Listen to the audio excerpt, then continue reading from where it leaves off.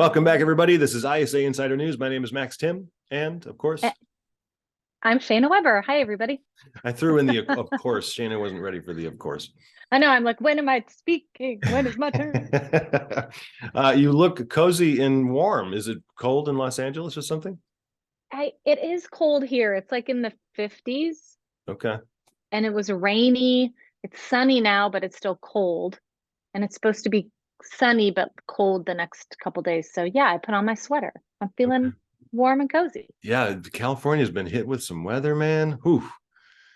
You got I did see a little report, which is not part of our good news segment, but I think it's good news, is that they said something like 42% of the drought has been solved.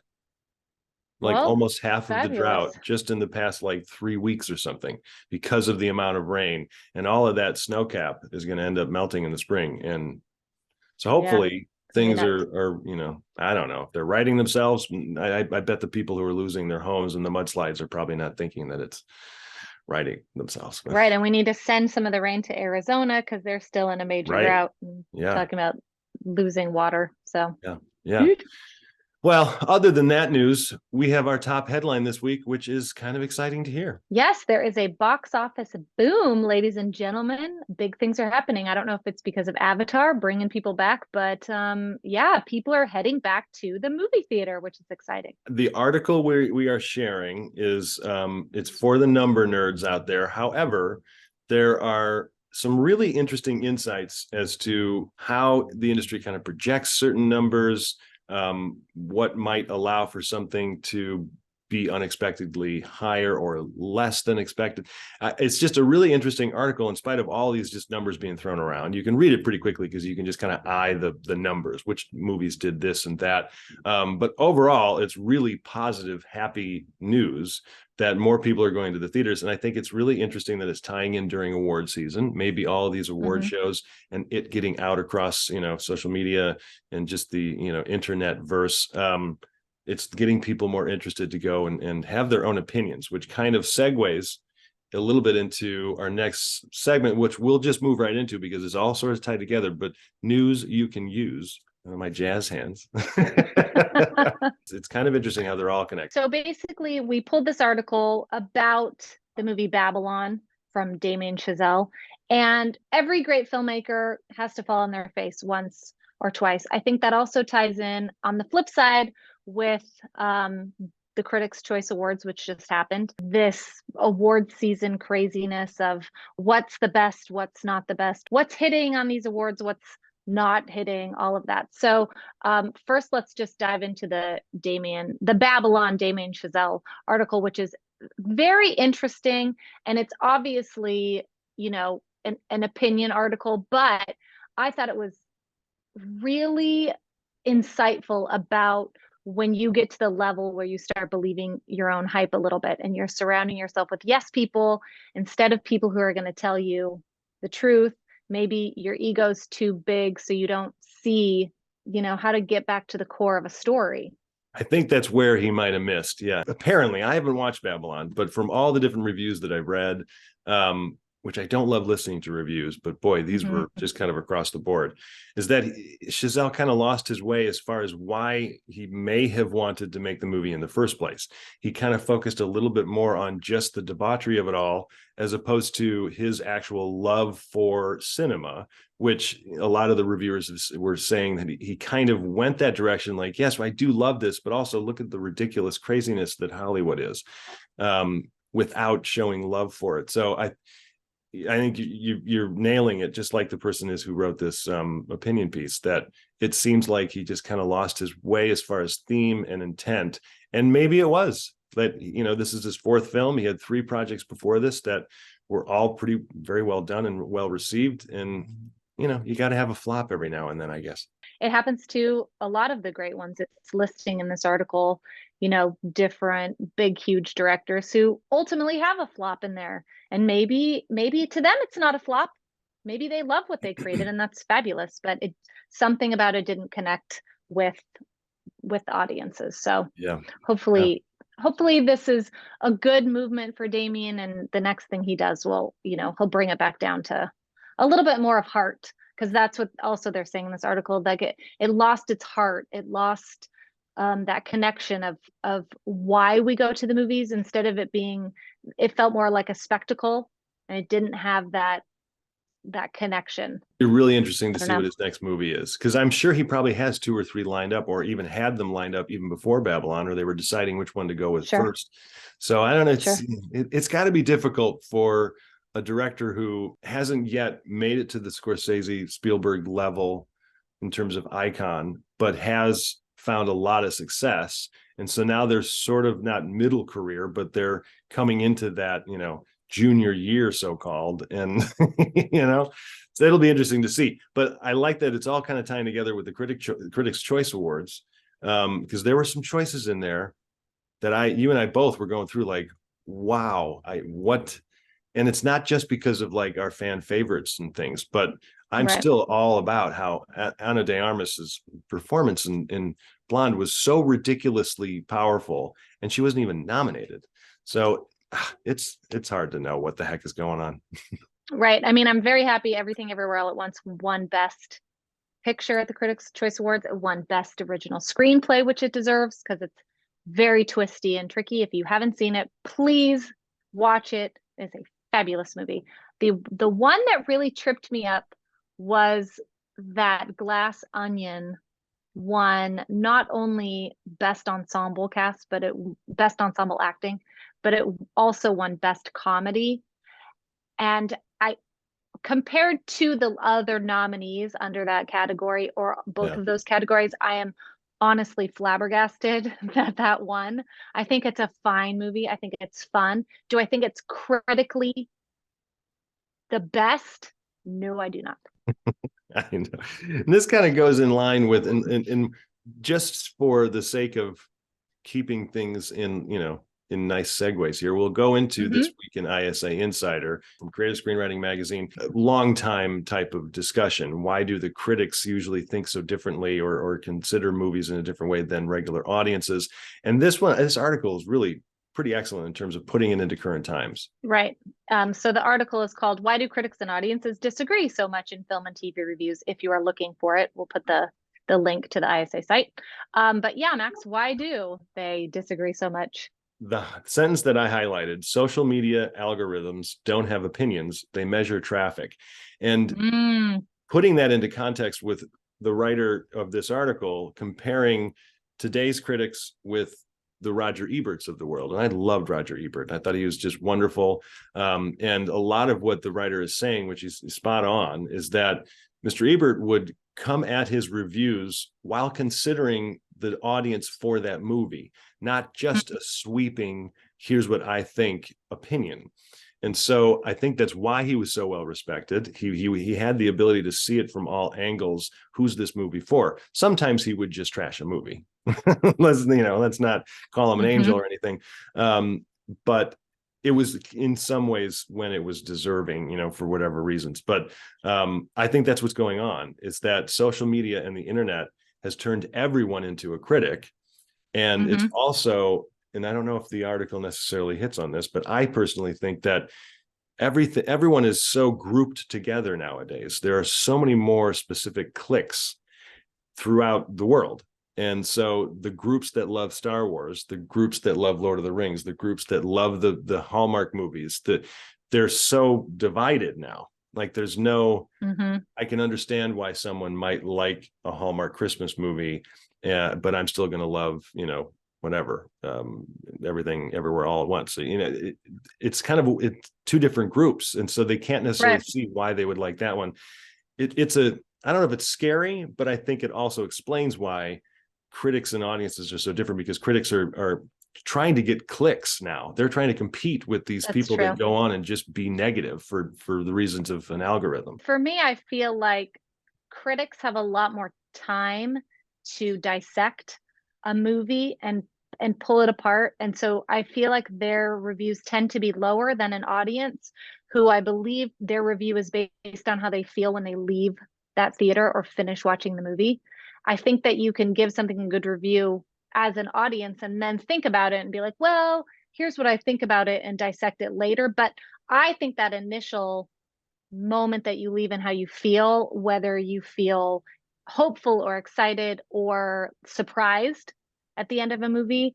I think they're just totally different, in my opinion, of how we look at a film. I think they used The Last Jedi as an example that critics said very positive things about it, but the fan base was like against it, which I think I don't know if it's such a good example, because in a series like that in Star Wars, the fans are going to be so critical. It was kind of like my experience of watching the new Rings of Power, the Lord of the Rings TV series on Amazon. The fans were up in arms to the point of everybody needs to just settle down. Like, it was absurd what fans were saying, how much they hated the show. And I'm like, folks, let's look at what this is doing. It's that visceral reaction. Yeah. I would say for the Star Wars thing, it's because there was repetition in The Last Jedi that was like, where's the original story? You're just pulling from the old movies. Where's the new stuff? And it felt like we were being cheated out of something brand new. But when you watch it later and later, it does stand up. It does get better. You pull different things out. So I think that initial review just feels like I wanted something new. Why are we going backwards and repeating what we've already seen? Mm-hmm. So for me, and I think that too, also with like the Phantom Menace, with Jar Jar Binks and all, all of that, I think that was the same idea. We were all sort of outraged at, what is this? This isn't Star Wars. But then once you settle in and you get into it and you're like, okay, I'm into it. I think the critics are looking at things in more of an artful way, art, not art for art's sake, but looking at the medium of, where this particular project exists, why it exists, who it exists for, and then just the artful take on it. And fans don't always tend to do that. They're just thinking of it from, how do I feel, like you're saying, the entertainment standpoint. What have I seen before? And that's fine. Like, fans don't have to think of it from an artful place. I can look at any single movie or TV show and find a positive from it. Literally any show. We can segue into what are we watching, because my sister and my nephew and I had a little movie night on Friday, and they wanted to watch something spooky, and they had never seen Paranormal Activity from like 2006 or 7. And I remember from then thinking this was kind of a spooky movie. It's kind of fun. We watched it again. Might be one of the worst movies I've ever seen. It was so awful, so stupid. And I think it's a sign of the times, because we've just been inundated with paranormal, stories and everything since then. But I can still find something positive about it. It was still interesting, especially if you look at it from the lens of 2006 or whatever. But anyway, that was just one little thing that I watched. Wow. Yeah, it was kind of fun to yell and scream at the TV though and make fun of it, I will say. Good popcorn movie. What else did you watch? Because you watched something that I'm going to watch, but I haven't watched yet, so I'm excited to hear. I forgot that the premiere was happening last night. It was the premiere of The Last of Us on HBO Max. I'm a sucker for apocalypse movies, especially where zombies are concerned. Very enjoyable, very cool. One of the executive producers I am not a fan of, so it kind of, I was always sitting there with this little pang of, you're a jerk. And then the end of the episode felt like they were trying to hit us over the head with a hammer in this really emotional, cool way. I was like, okay. And I know nothing about the video game, so I knew nothing about the story. And you knew pretty easily and quickly what one particular character was within this world, and that was a little disappointing. I was like, okay, we've kind of seen that before, but I'm all in because it's a new kind of zombie, much scarier than Walking Dead, I will say, in terms of the zombie. So I'll keep watching. All right, cool. Yeah. What is Fleischman's Fleischman is in Trouble? What is that? So Fleischman is in Trouble is a show on Hulu. It's FX. I watched it on Hulu. It is with Jesse Eisenberg and Claire Danes. And it's an 8-episode limited series. I kept seeing, it's based on a novel of the same name, I believe, but I kept seeing the ad pop up, and I was like, I'm not a huge Jesse Eisenberg fan, so I was kind of like, yeah, I don't know what I'll see it. But one of my friends, Anna, told me to watch it. She said, Get through the first episode. It gets really good. And by the end, she said it's probably one of the best shows I've ever seen. The way that they methodically lay everything out. So I'm only done with episode 2. I will report back next week and let you know how I feel about it. But I'm glad, speaking of audience reviews versus critic reviews, I've heard nothing but amazing things from critics about the show. Huh. But I haven't heard anything from audiences except word of mouth. And if I hadn't been told to watch it past the first episode, I probably would have stopped at the first episode because it was fun. It was fine, but it didn't really have a lot of depth until the very end of it. So I'm sticking it out because I'm told it just gets amazingly, like, probably, she said it's the best hour of TV, the 7th episode or something that she's ever seen. So, okay. I will report back and tell you what I think. The other thing I watched is something that I swear to God should be in every single high school. It should just now be curriculum. It's a documentary on Netflix called Stutz. And it is Jonah Hill's film about him making a movie about his psychiatrist. That's right. But it changes in the middle and it becomes about both of them and their relationship. It is epic in terms of, if you're a writer, storytelling and characters and how people deal with life and the tools that you can use to get through situations in your life, to deal with feeling not good enough, to deal with anxiety. It's absolutely amazing. I'm going to watch it like at least 2 more times just because I just think it's really, really fantastic. And it's simple and lovely. And I can't say enough good things about it. So check it out. It's called Stut. I will. Netflix. I do remember that. My sister and I were watching the TV at the same time and that ad came on or something. Maybe I was on my phone.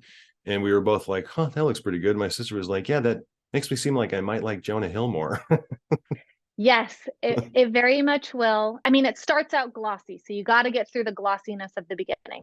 And then they break the fourth wall and then they get really actual real about it. And that is when you're just like, this is really interesting. And I feel like you're learning something while you're learning about Jonah Hill and learning about this doctor. Wow. It's just really cool. And yeah, I'm going to scream it from the rooftops. And what is that on? Is that a Hulu show too? It's on Netflix. Netflix. Okay, cool. I'll definitely watch that. Fleischman is in Trouble. It sounds good.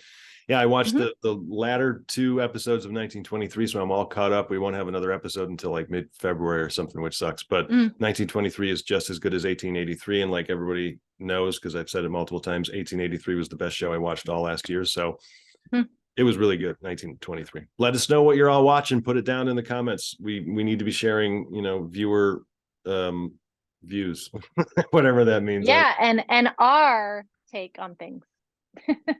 Right. Speaking of critics versus viewers, we should be talking about what we are watching and why we like it. Moving on to the next segment here. So useful links and resources. You found something that's pretty cool, and I love watching these. Yeah, this is really cool. And I kind of stumbled upon this from an email that I got on YouTube. The LA Times does a series and it's called The Envelope. This one in particular is the full director's roundtable, this year's best films. There's Rian Johnson from Glass Onion, Jordan Peele from Nope, Gina Prince Blythewood from The Woman King, Maria Schrader from She Said, Charlotte Wells from After Sun, and Florian Zeller from The Sun. And they all sit down together in a roundtable discussion about their films and, just an insider look at the making of, why they wanted to make this movie, down to the acting and all of that stuff. So if you like that kind of thing and you can't get into the Directors Guild's, panels, they're right here in front of you on YouTube. So I always learn something or find myself inspired when watching these, and so they do actors roundtables and writers roundtables too. So it's not just the directors; they do multiple. I think Hollywood Reporter has some kind of series like this as well. It's worth watching. It's what, like 25 minutes, half an hour, or is it a full hour? No, it's 42 minutes. Okay, yeah. So it's, you sit down and you can watch it, pause it, go do something, come back and finish it. It's really, really interesting and cool. And, I learned about this movie After Sun, which I had never heard about. And now I'm super excited to watch it. Yeah. After Sun. The movie poster looks nice. Yeah. All right. So that's a useful link and resource. I think we should all be using these resources as much as we can. Like I always preach, it's a free education, you know? Mhm. All right, moving on to our final segment, the good news of the week. We found something that most of you may have heard of, maybe not, but Shane and I both think this is pretty awesome news. I had nothing to do with this, but I did find it. It'd be pretty cool if I was able to say I was the one.